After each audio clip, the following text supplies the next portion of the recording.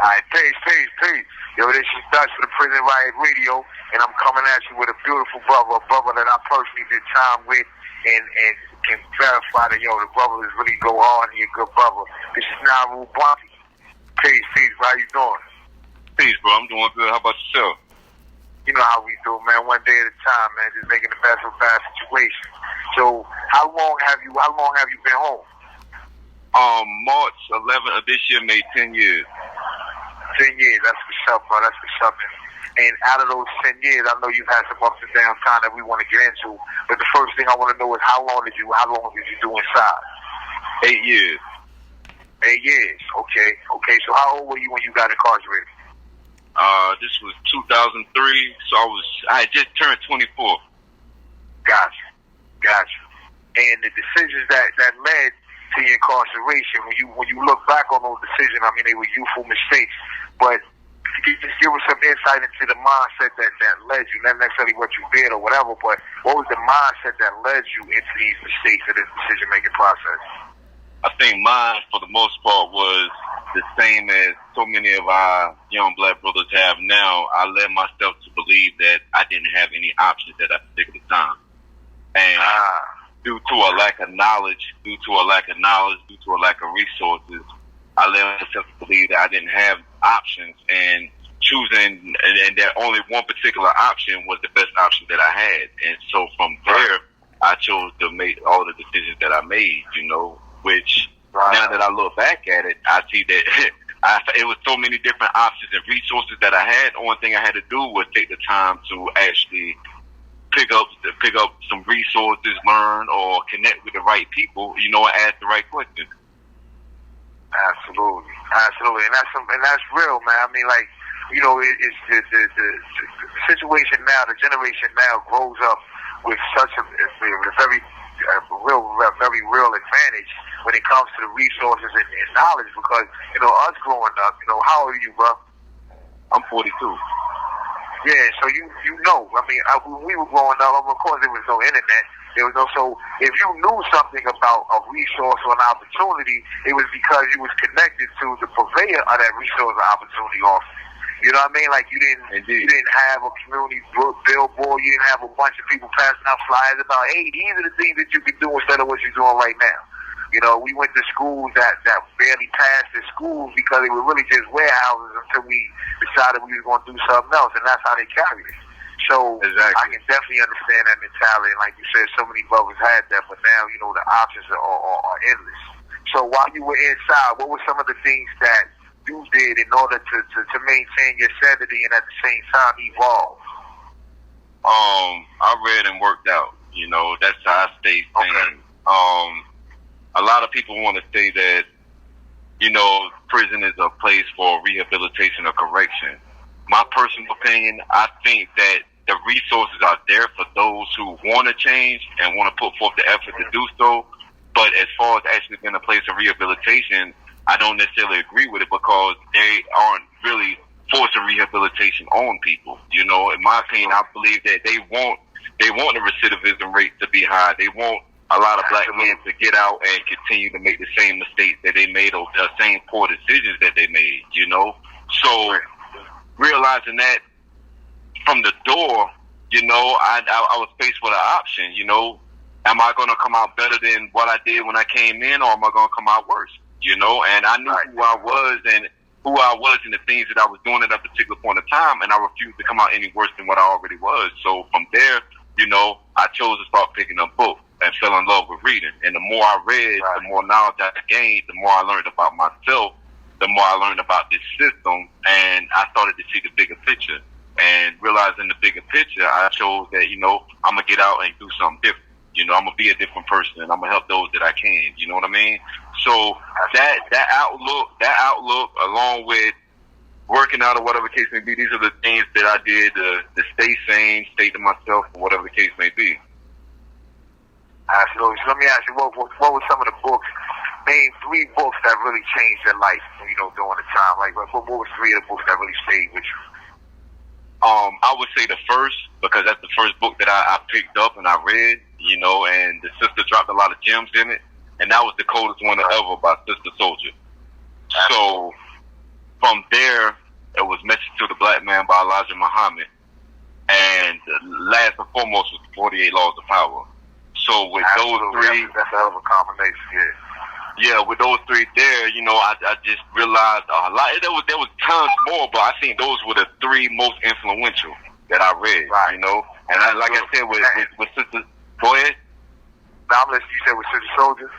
Yeah, with her, like I said, I give credit to that because that was the first book that I read, and, you know, even though it was urban fiction, but just the gems that she dropped in it, you know, and right. I had the perspective I looked at things, not only from a young black woman's perspective, but, you know, from a young black man's too, because, you know, she gave you bits and pieces of Midnight and how Midnight was living, you know what I mean? So, you know, and that helped with the outlook that I had, that, you know, there was some changes that needed to be made. Gosh.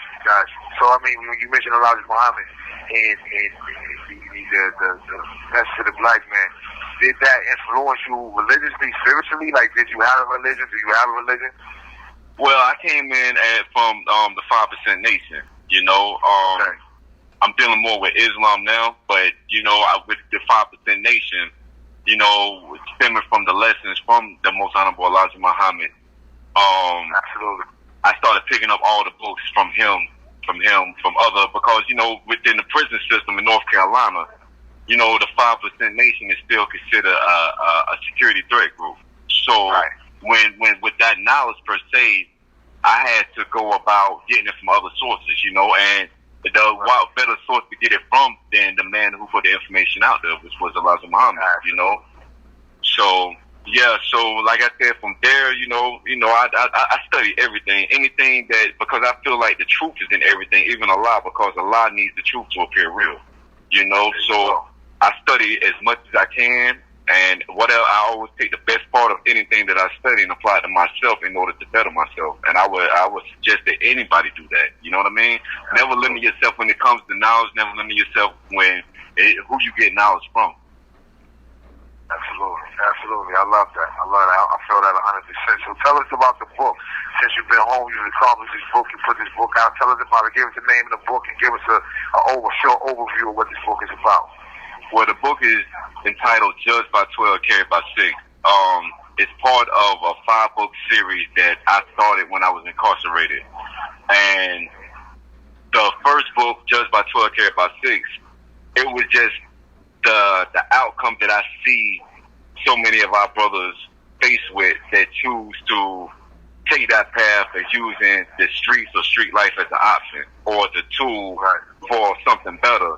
There's a very small percentage that's actually going to make it out of there without facing either incarceration, a lengthy prison sentence, or either being killed or shot or stabbed or anything else. You know what I mean? So that was, you know, that's the message behind the book, you know, because every character within that series is going to face one of those obstacles, you know, within their own journey and within their own path. So that's what I want people to see, because a lot of people have the illusion that they choose this path that they're going to come out untouched. They're not going to get shot. They're not going to get stabbed. They're not going to get a long prison sentence. They're not going to get killed. These other different things. They're not going to have their best friend or that they grew up with snitch on them and tell everything on them. You see what I'm saying? And people are under this illusion, but things is real. You know what I mean? And I had to show them from a different perspective. Like, yeah, you know what I mean? It's all fun and games, but then when it hits the fan, like, this is what you're left with. Absolutely, bro. Absolutely. I love the way you put that, man. And that's necessary, because one of the things that I've noticed about, you know, when it comes to these urban novels, a lot of, like you said, like yourself, one of the first books you picked up was urban, and a lot of people are able to relate to that. And so when we have these guys, when we have these sisters, we have them, and we're talking to them, yeah, we can give them the bang bang, we can give them the love, but at the same time we got to drop those jewels. So I really appreciate you putting all that together in one tune. You know what I mean? So let me ask you something. How can we get in contact with you, and, you know, so the people can reach out to you? Give us your math. All right, my math is area code 430-302-2338. I'm on social media, Facebook, author Niro Bundy, Instagram _MightyPen _713, or my Gmail is mightypen713.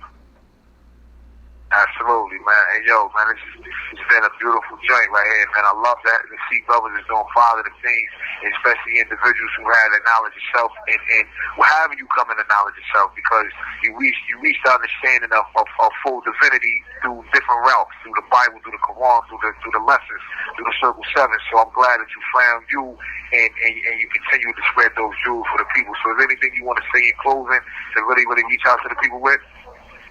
Like I said, first and foremost, I want to thank you for this opportunity. And not only this opportunity, you were one of my biggest inspirations when it came to writing. Because you were somebody that I met in the physical who actually had already wrote a book, put a book out, and was successful with it. You know what I mean?